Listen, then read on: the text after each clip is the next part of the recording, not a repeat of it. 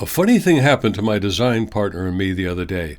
Because we're old school, we still design by hand and model in Sketchup as the design develops. We had just finished this exterior elevation of our client's house outside of a room they're going to use as a tie-dye studio, and we built this SketchUp model to show them what the tie-dye room would look like from the inside. But neither of us have learned to use SketchUp's internal AI rendering feature, and prompting Nano Banana with the kind of quick hand sketches I've been doing in my recent videos wasn't going to work because we were well beyond concept design and needed the client to sign off on actual materials. So at the last second, it occurred to me to see if Nano Banana could render this wireframe using the same universal prompt I developed for hand sketches. So I applied the universal prompt, explained what the materials and settings were, and even though I've gotten used to the remarkable things this tool can produce in just a few minutes, I still have to admit this one kind of blew me away. But that wasn't actually the best part of the story, because later when we showed this image to our client on Zoom, something even more interesting happened. For the first time, they could really see what we had been trying to do for them, and at that moment of recognition, our client actually started to cry. Now, I can't guarantee you'll get the same results, but all of this immediately made me wonder, could the universal prompt we developed in our earlier videos work for interior design the same way it works for concept design? Because interior design is a different challenge. The design is typically much further along, the materials are usually already specified, and the image has to be much more precise. In exterior concept design, a little hallucination from the AI can actually be useful. Sometimes it invents things you might not have thought of yourself, but interiors are a lot less forgiving. So we put it to the test in another room.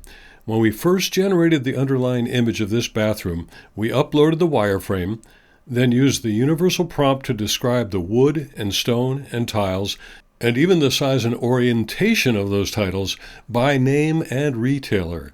And this worked well, but it couldn't get these tiles right based on the product name alone. It got the spacing right, but it couldn't get the color. So after a couple of unsuccessful attempts, I went back to my old technique and just asked Gemini how to prompt it.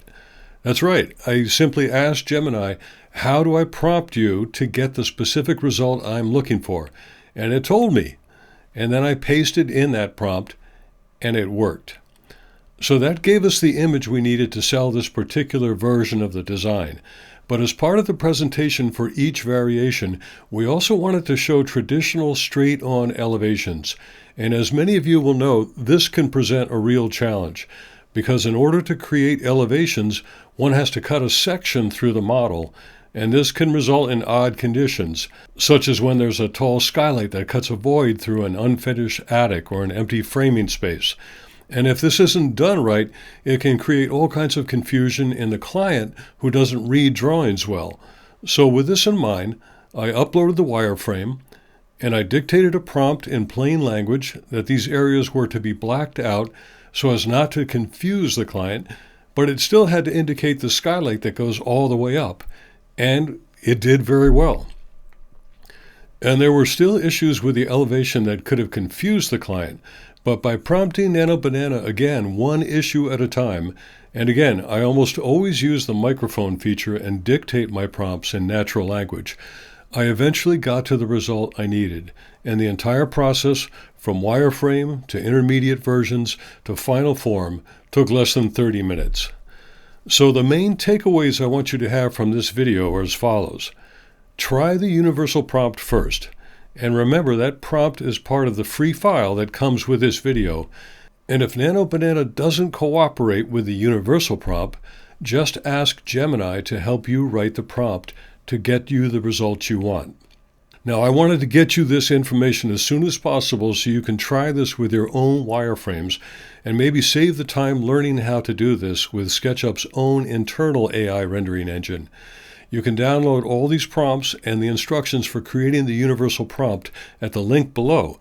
But if you'd like to see this again in real time, I'm going to leave the video running through what I call the blooper reel, so you can see the prompts I use and the results that each one produced, and even the mistakes that were made.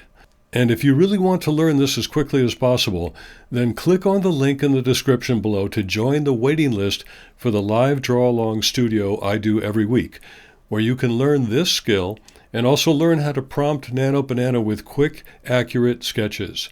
We do one drawing or wireframe per week and then turn it into a Nano Banana image at the end of each session.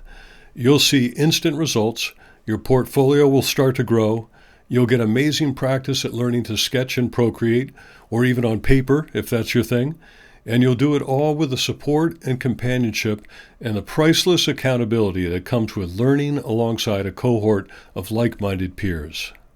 And now here's that blooper reel I promised you.